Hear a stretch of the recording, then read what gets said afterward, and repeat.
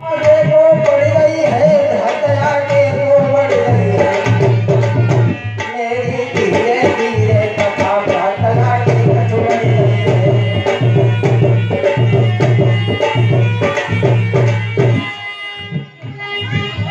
बड़े ही अच्छे राजा हैं, इनकी पत्नी का नाम है बिंदुमती, लेकिन घर में कोई संतान नहीं है। एक दिन को रानी बिंदुमती अपने घुटनों में मूंड देकर के मैया को ठुमक ठुमक के रो रही है और सोच रही है, प्रभु अरे प्रभु तेने कहाँ नजर डाली और मेरे भयो नए कौला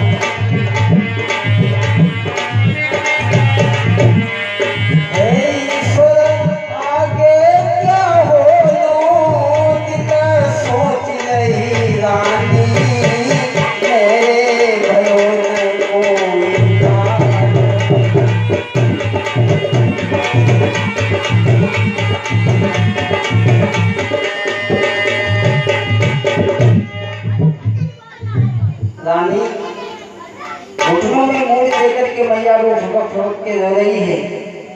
इधर बांदी ने देखा तो बांदी पास में आ जाती है, कहने लगी, बहन क्या बात है? महारानी कहने लगी, बांदी तू महाराज के बंगला तक चली जा और इसी समय महाराज को महलों में बुला करके ला। बांदी चली है और जाकर के चक्रवर्ती सम्राट महाराज मानधाता की कचहरी में पहुंची, कहने लगी, महाराज की जय जय हो। इसी समय आपकी रानी बिंदुमती ने आपको महलों में बुलवाया है। महाराज कहने लगे, रानी बांदी तुम चलो, हम कचहरी को बर्खास्त करके आते हैं। उसी समय महाराज मानधाता कचहरी को बर्खास्त करके महलों में जिस समय पहुंचे हैं तो देखा कि रानी बैठी बैठी रो रही है। महाराज कहने लगे, रानी क्या बात है? अरे क्यों रो रही हो, क्या काम है? रानी कहने लगी, महाराज शायद तुम्हें नहीं मालूम, आज तक हमारे घर में कोई संतान नहीं है, आगे चल के इस राजगद्दी का कौन राजा होगा? महाराज कहने लगे, रानी इतना दुख मत करो, पुत्र लेना पुत्र देना ये सब परमात्मा की कृपा है। परमात्मा की कृपा पर कोई संदेह न करो। महाराज मानधाता बोले ही तो आज रानी रोकर के कहती है, पिया अरे सैया लाख भरे हो जाई मोती।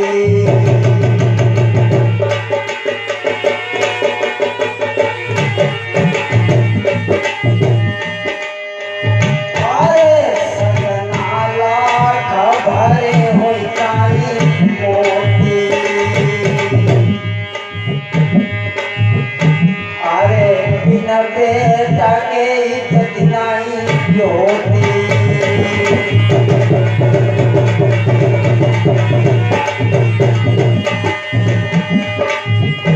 अरे दुखियारा मन में रोती रोती मरती होती। और आंसुओं से मुखड़ा धोती।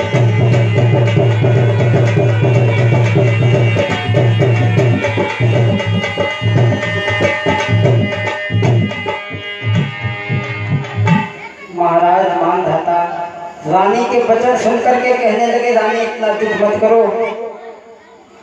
उसी समय महाराज मानधाता कहने लगे, रानी तुम पुत्र के पीछे दुखी होती हो। अरे तुम पुत्र के पीछे दुखी हो।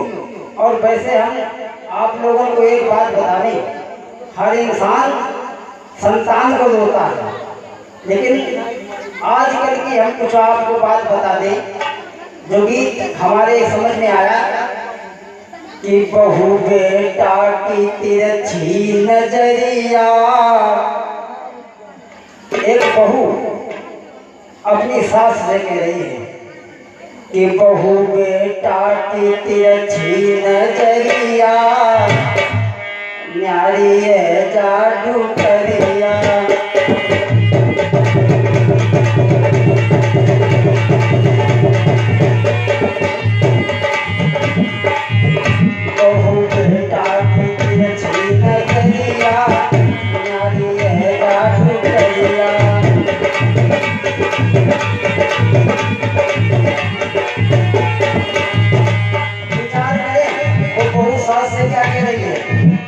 अरे बढ़िया भैंसिया मायके से लाई,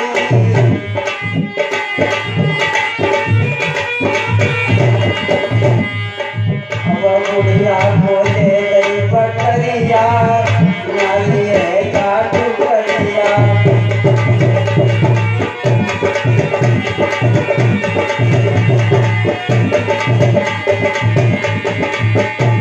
और सुनो, अरे सोफा से डबे पाँव की दरिए,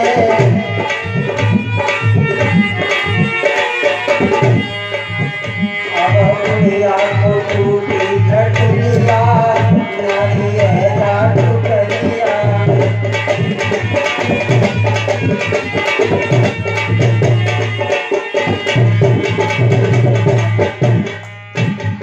देखिए, हर इंसान संतान को रोता है, लेकिन वही संतान आगे चल करके माता पिता से बात नहीं पूछती है। अगर अम्मा ने कही कि लल्ला आज हमारे पेट में दर्द हो रही है और तू हमें दवाई ला दे, तो लड़का जाएगा आज की अम्मा मठा में लोन डाल के पीने से तेरे पेट सही नहीं जाएगा। और अगर को घरवाली ने कह दे कि सुनते हो तू पहले लंबी लेके आई है तो तुरंत हाथ टांग होते काटे के लिए आओगी। अब देखो खैर छोड़ो, महाराज मानधाता कहने लगे, रानी अरे एक पुत्र के पीछे तुम इतना दुखी हो। एक बात हम तुम्हें बताएं कि ये तो कर्मों की खेती है।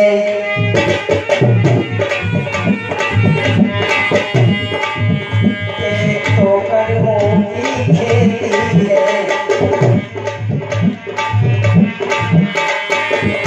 जो बोएगा सो पाएगा।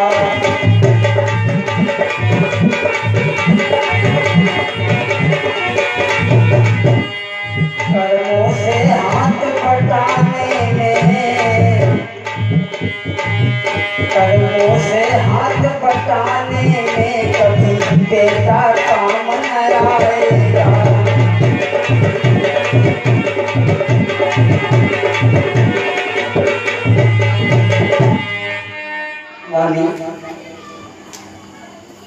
महाराज मान दाता इधर अपनी रानी बिंदुमती को समझाते हैं और उधर कैलाश पर्वत पे भोले बाबा और पार्वती बैठे।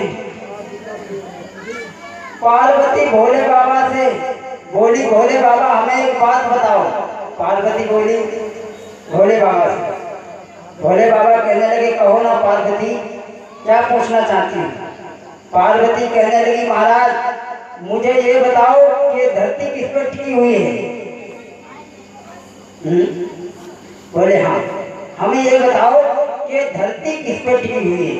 भोले बाबा कहने लगे पार्वती ये धरती धर्म के खंभ पर टिकी है और अगर तुम धर्म के खंभ देखोगी तो तुम्हें बहुत दुख झेलने पड़ेंगे। पार्वती बोली पिया चाहे कितने कष्ट झेलने पड़े लेकिन मैं धर्म खंभ देख ही मानूंगी। भोले बाबा बोले पार्वती मानो। पार्वती बोली नहीं पिया, हमें बताओ कि धरती किस पे टिकी है। बोली है पार्वती कि कोई कहे रे शेषा नाग पे तो कोई धर्म के खंभ बताए।